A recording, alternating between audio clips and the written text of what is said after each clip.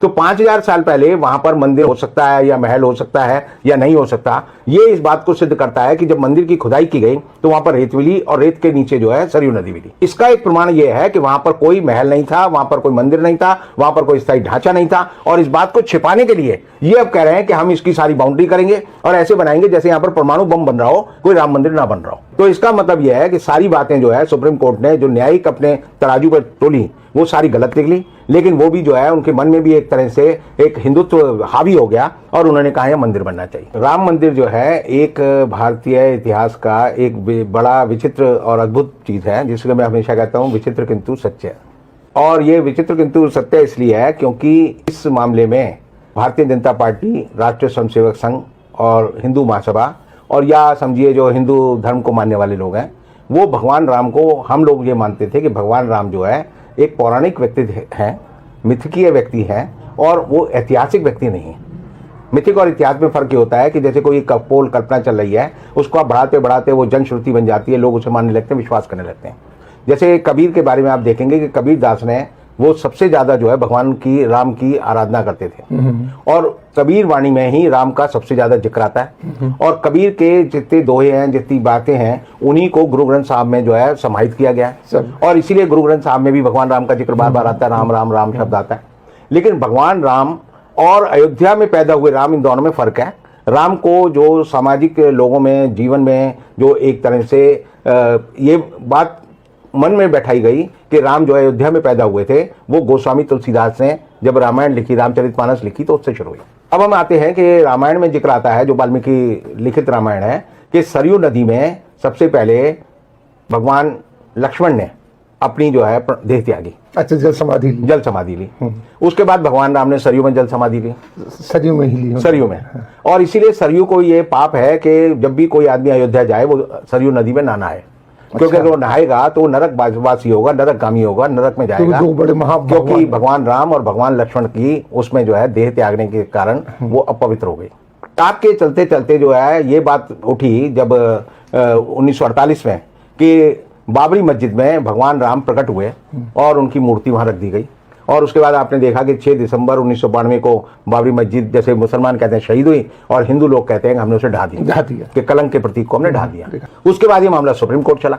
अब supreme court में चला तो सुप्रीम कोर्ट का एक बड़ा विचित्र फैसला है, जो मैं तो एज ए, यानी मैं कानून पढ़ता हूँ, अकल की बात कर सोचता हूँ और कई बार मैं सत्य अन्वेषण करने की कोशिश करता हूँ, तो उस फैसले में 3 बातें बड़ी विचित्र लिखी गई कि पहली बात तो मूर्तियां वहां जबरदस्ती रखी गई, दूसरी ये कि मस्जिद को ढहाना जो एक आपराधिक कृत्य था, तीसरा यह है कि जो मस्जिद थी उसके नीचे कोई मंदिर नहीं था, और चौथी बात यह है कि जो जिन लोगों ने मस्जिद ढहाई उनको सजा मिलनी चाहिए।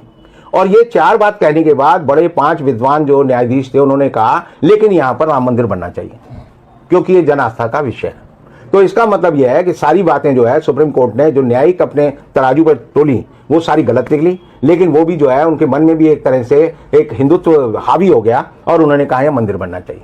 अब ये सवाल है कि हिंदुओं के बीच में ये मान्यता 70 साल में बैठाई गई है कि भगवान राम जो है जिस जगह पैदा हुए वह वही जगह है जहां बाबरी मस्जिद थी, जबकि आप अयोध्या जाएंगे तो वहां पर 17 ऐसी जगह हैं जहां के मंदिर ये दावा करते हैं कि ये भगवान राम का जन्मस्थल है। मैं और बहुत सारे लोग जो अकल की बात सोचते हैं वो हमेशा कहते हैं कि राम जो थे कौन थे? राम दशरथ के बेटा थे। दशरथ कौन थे? दशरथ राजा थे। राजा का बेटा कहाँ पैदा हुआ? महल में पैदा हुआ। तो महल कहाँ था? जहाँ राम पैदा हुए वो महल होना चाहिए। अब उस महल को ढूंढने के लिए ही जो है बाबरी मस्जिद ढहाने का मामला किया गया, और जब उस जगह को अब मंदिर बनाने की बात शुरू की गई बड़े जोर शोर से, तो पता चल रहा है कि मंदिर की जो जमीन है उसके 200 फीट नीचे जो है रेत है और रेत के नीचे सरयू बह रही है। इसका मतलब जो है अगर हम ये माने कि 5000 साल, क्योंकि मानवीय सभ्यता का इतिहास ये बताता है मोहनजोदड़ो और हड़प्पा की सभ्यता के बाद कि आदमी ने सबसे पहले मकान बनाना जो है मोहनजोदड़ो और हड़प्पा में सीखा, और उसी के प्रमाण और अवशेष हमें मिलते हैं।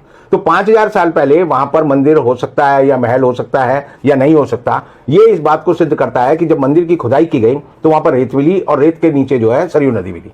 तो इसका मतलब यह हुआ कि वहां पर पहले कोई, अयोध्या में कोई महल नहीं हो सकता, उस जगह पर रेत पे कोई महल नहीं बनाएगा। ये तो एक तरह से लोकोक्ति है कि रेत पे महल बनाना, तो वो नहीं हो सकता। और इसका मतलब यह है कि जो पूरा आडंबर 70 साल में खड़ा किया गया गलत है। अब सवाल यह है कि पोल खुल जाएगी। आपने जो कहा, और मैं भी मानता हूं कि जब भी कोई मंदिर बनता है, मस्जिद बनती है, कोई गुरुद्वारा बनता है, तो कार सेवा करते हैं लोग, उसमें सहयोग करते हैं, ईंट दर ईंट जो रखी जाती है जनता के सामने और जनता लगाती है। अब जो है यूपी सरकार ने और राम मंदिर राम जन्मभूमि जो निर्माण न्यास है, वो कह रहा है कि इसको गुप्त रखा जाए, इसमें जो है किसी को आने की इजाजत ना हो, कोई आकर यहाँ पर ये ना देखे निर्माण कैसे हो रहा है, कोई आकर ये ना देखे किन मशीनों का इस्तेमाल हो रहा है, कोई आकर ये ना देखे किस सामग्री का इस्तेमाल हो रहा है। इसका मतलब अयोध्या के नाम पर जो ईंटें जो है हमने लोगों से इन्होंने इकट्ठी की थी, 1 रुपया और 1 ईंट, वो एक फ्रॉड था।